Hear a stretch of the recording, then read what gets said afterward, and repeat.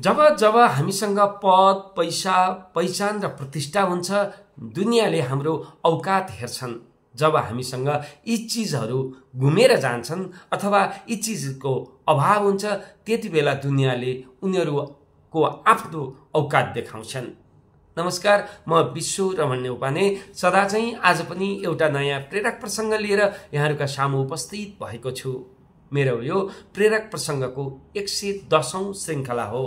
यो श्रृङ्खलासम्म आइपुग्दा मेरा भिडियोहरू हेरेर यहाँहरूले पुर्याउनु भएको उत्प्रेरणाप्रति हार्दिक कृतज्ञता व्यक्त गर्दै यो प्रेरक प्रसङ्ग यहाँहरूका बीचमा छोड्दैछु।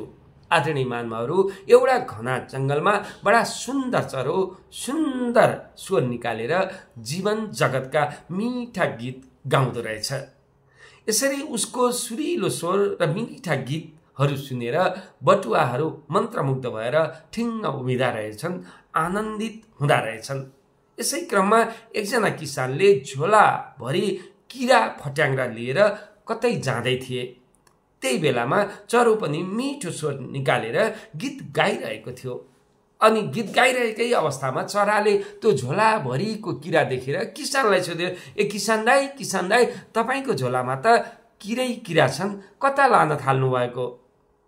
भनेपछि अनि ती किसानले भनेछन्, पर गाउँमा एउटा किसानले चराचुरुङ्गी पालेका छन्, ती चराचुरुङ्गीहरूलाई यो दिन्छु र बदलामा मलाई तिनीहरूले प्वाख दिन्छन् र प्वाखबाट म विभिन्न कलाहरू बनाउँछु, कलात्मक वस्तुहरू बनाउँछु।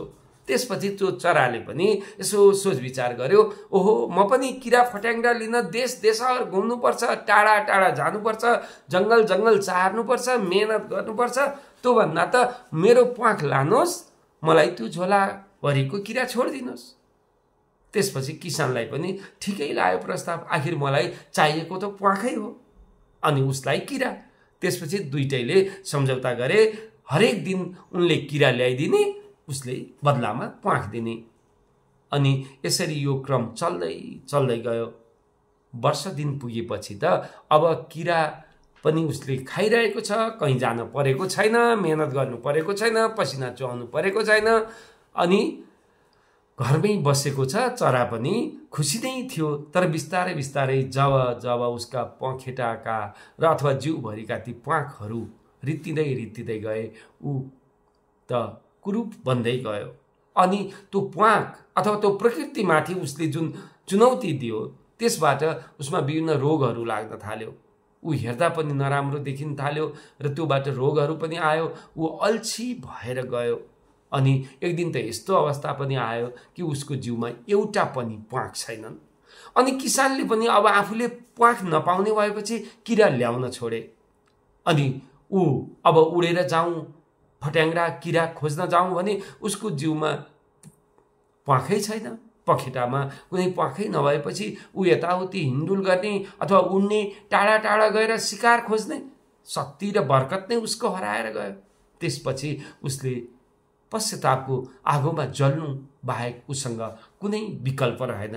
हेर, मैले आफ्नो नियमित कर्मलाई नछोडेको भए, मैले परिश्रमको गतिलाई नछोडेको भए, अथवा मैले क्षणिक लाभ र लोभमा फँसेर र क्षणिक आनन्दमा फँसेर मेरो शक्ति अथवा मेरा जिउभित्रको तागत नघटाएको भए, अथवा म भित्र भएका जुन सम्पत्तिहरू त्यो नसकेको भए, आज म यसरी पश्चातापको आगोमा जल्नु पर्ने थिएन भनेर ऊ एकदम पश्चातापमा जल्यो र रोग र शोकले ऊ देहलीला समाप्तिमा गयो, अर्थात् उसको मृत्यु भयो।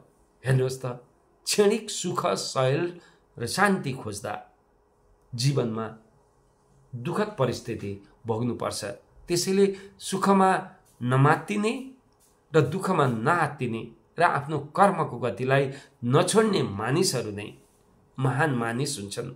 आजको कर्म नै भविष्यको लागि सञ्चित हो। आजको कर्म नै अथवा आजको दुःख नै भविष्यको लागि एउटा सुखद आगमनका लागि आह्वान हो भन्दै सबैजनाले कर्मको बाटोलाई रोजौँ।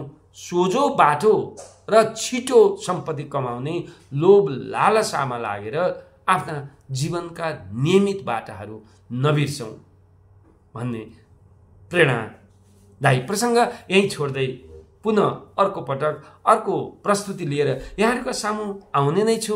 यदि तपाईहरुलाई मेरा भिडियोहरू मन परेका छन् भने लाइक, शेयर र सब्स्क्राइब गर्न नभुलिदिनु होला भन्दै बिदा चाहन्छु। धन्यवाद, नमस्कार।